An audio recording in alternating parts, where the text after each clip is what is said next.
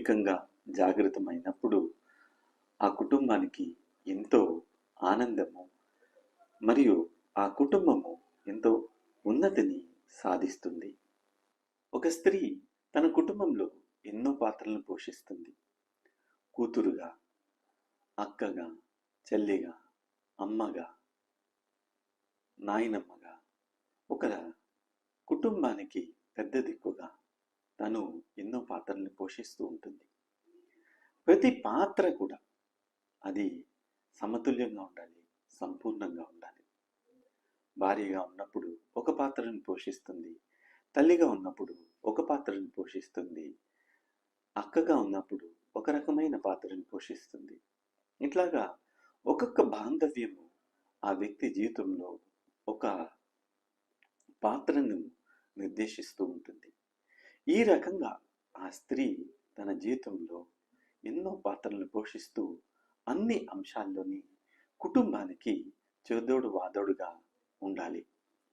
స్త్రీలకి ఇట్లాంటి ఒక ఆధ్యాత్మిక శక్తి ఎందుకు ఉంటుంది అంటే, స్త్రీలలో సహజంగా ప్రేమ, కరుణ, ఇతరులతో అనుబంధము ఏర్పరచుకోవడము, కనెక్ట్ అవ్వడం అనేది చాలా సహజంగా జరుగుతూ ఉంటుంది. ఇది వాళ్ళ లోపల ఆధ్యాత్మిక శక్తి జాగృతం అవటానికి సహాయపడుతూ ఉంటుంది. ఒక సాంప్రదాయమైన ఇమేజ్ని చూసినట్లయితే కుటుంబానికి స్త్రీ హృదయం లాంటిది. కుటుంబంలో ప్రేమానురాగాలు, అనుబంధాలను, కుటుంబ గ్యాదరింగ్స్ని, ఫ్యామిలీ గ్యాదరింగ్స్ ఇవన్నీ సక్సెస్ఫుల్గా జరగాలి అంటే స్త్రీ చాలా ముఖ్యమైన పాత్రని పోషిస్తూ ఉంటుంది.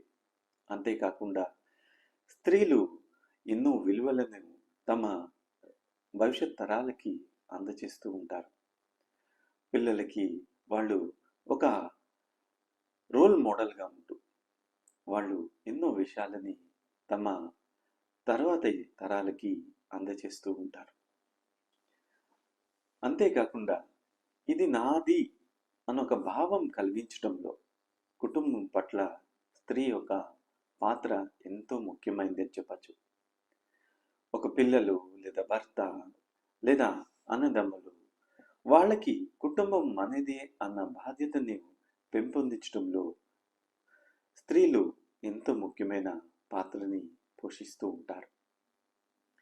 ఈ రకంగా మనం చూస్తూ ఉన్నట్లయితే స్త్రీలకి ఎంతో అమూల్యమైన భాగం ఉంది. ఇవన్నీ పోషించాలి అంటే, కుటుంబంలో ఇవన్నీ పోషించాలి అంటే వారి లోపల ఈ ఆధ్యాత్మిక శక్తి అనేది జాగృతమవుతూ ఉండాలి. కుటుంబానికి ఒక ఆధ్యాత్మికత అనేది కలిగించేది స్త్రీ మట్టుకే. ఇది ఇక్కడ మనకి టీచింగ్ ద్వారా శ్రీ అమ్మా భగవాన్ స్పష్టం చేస్తూ ఉన్నారు. నేను ఆ మధ్యన ఒక ఫ్యామిలీని కలిసి ఉన్నాను. ఆ ఫ్యామిలీ